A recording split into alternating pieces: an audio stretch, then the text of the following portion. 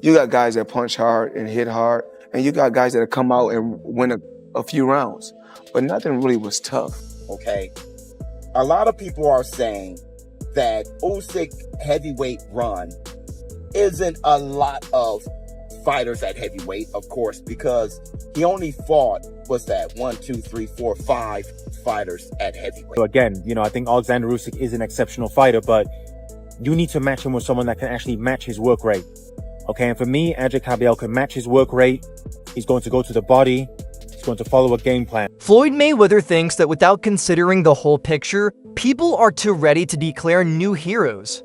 He wonders if Oleksandr Usyk is really deserving of all the accolades he has been receiving.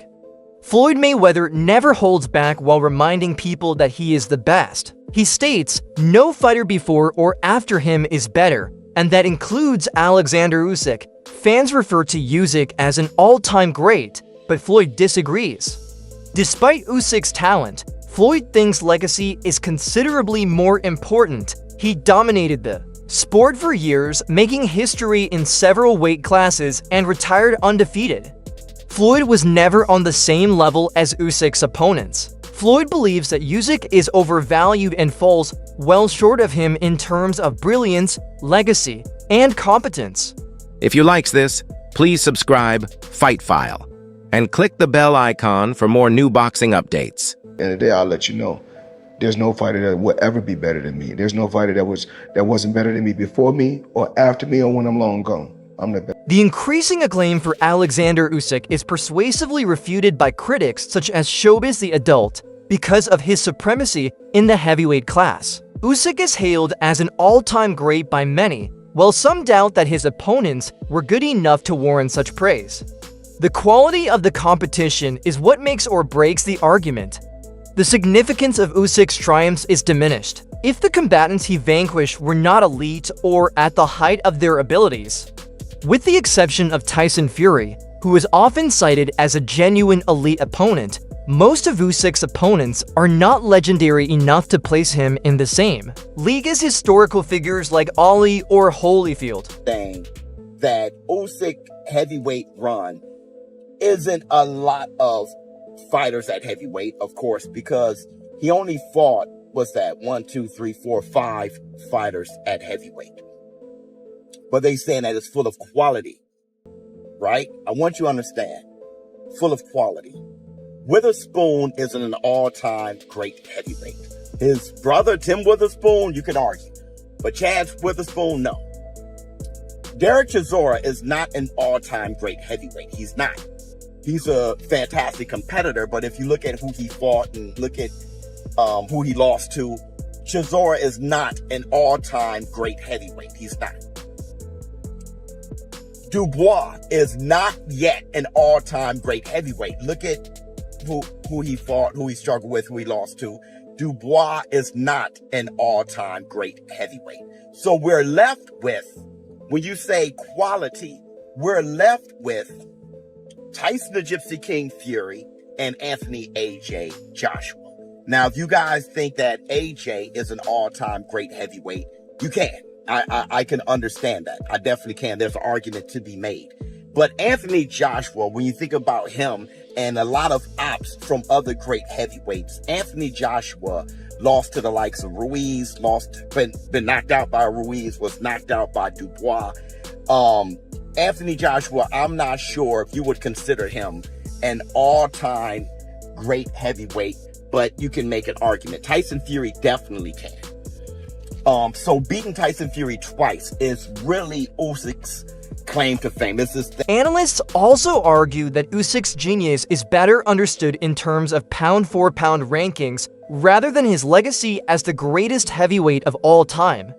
They see him as a modern great who is a master craftsman with exceptional footwork, defense, and ring IQ. These analysts do not, however, go so far as to refer to him as a heavyweight legend. They think that Usyk's greatness is more about his versatility and distinct approach than it is about defeating opponents from the past. As a result, Although he should be listed among the best fighters currently competing, his status as one of boxing's all-time greats is still up for debate. But let's talk about Usyk. His performance was mwah, okay, that's number one. And many of you say, well, Usyk is a top 10 all-time great heavyweight. I don't agree. Because Usyk has only had like 7 heavyweight fights. It's very stacked within those 7 fights. But really, it's hard to put him past people who's had 30 plus, 40 plus fights and just had a career, a great all-time career at heavyweight. But what I can say is that Oleksandr Usyk is one of the greatest fighters, pound for pound, ever. And I put him on my Mount Rushmore today. So I don't have him as an all-time great heavyweight, but I do have him as an all-time great pound for pound fighter. And where do I put him there? Pretty damn high. Critics also point out that a lot of Usyk's opponents have lost because they didn't use their skills well, not because Usyk was unbeatable. Even after encountering him multiple times, some people found it difficult to adapt, according to analysts. A fighter with superior ring awareness and tactics, such as Michael Hunter or perhaps Joe Joyce, might have presented a greater threat. The idea that a more evenly matched bout would result from opponents who can match Usyk's timing and movement, something that very few heavyweights practice for, is one of the most perceptive interpretations. Usyk's work was made much easier. On Daniel Dubois after the fight, and I actually think I'm, being fair in being a bit harsh on him. I think Daniel Dubois is an exceptional fighter, but there is something, where it's, it's a confidence thing. And I think Oleksandr Usyk, give him a lot of credit. His jab looked exceptional on Saturday, and really that first, jab that landed on Daniel Dubois, it snapped his head back, and it was a powerful jab. It actually reminded me of Artur Beterbiev's jab when it's, when he really snaps it. And it was obviously a very powerful shot. So I think Daniel Dubois, I think he was confused by Usyk, and I think, he just looked so discouraged to me. Again, take nothing away from Oleksandr Usyk. I thought it was an exceptional performance. And to be honest, he really didn't even get out of second gear. And he didn't even need to. Now, obviously, there's a lot of, talk about what he's going to do next. In my opinion, really, there's only one fight that I would actually want to see. For me, that's Adrian Caballel. I think Adrian Caballel is someone that, number one, knows how to go to the body. I think if Oleksandr Usyk does have a weakness, it is the body. I think Adrian Caballel can follow a disciplined game plan. I think he's had a good string of wins. And I think his stamina is very good as well. I think Oleksandr Usyk is, winning a lot of these fights based on his speed, his stamina, and his footwork. These big heavyweights like Daniel Dubois, Anthony Joshua, Tyson Fury, they cannot live with the pace that Usyk is setting. I mean, Daniel Dubois was knackered after 3 rounds in that fight. Okay, so they can't live with the pace. So again, I think Oleksandr Usyk is an exceptional fighter, but you need to match him with someone that can actually match his work rate. Okay, and for me, Adrian Caballel can match his work rate. He's going to go to the body. He's going to follow a game. By the fact that many people entered the ring without a clear plan, Show stresses that it is too soon to put Usyk next to names like Evander Holyfield and Muhammad Ali. He contends that Usyk does not yet possess the qualifications necessary to be seated at that prestigious table. In addition to their skill, the greatest fighters in history are known for the caliber of the opponents they defeated. Even Usyk's top 5 opponents wouldn't have made it into Ali or Holyfield's top 5. According to Showbiz, this contrast highlights the difference between being one of the greatest of all time and being outstanding in your own run. I cannot put that over the likes of Evander the Real Deal Holyfield fighting and beating the likes of Riddick Bowe, beating the likes of George Foreman. When he beat George Foreman was a killer. Beating George Foreman, beating the likes of Iron Mike Tyson. He was a huge underdog there. Beating the likes of Larry Holmes, beating Michael Moorer, Evander beating Michael Dokes, if you guys know who that is and how good of a fighter he was.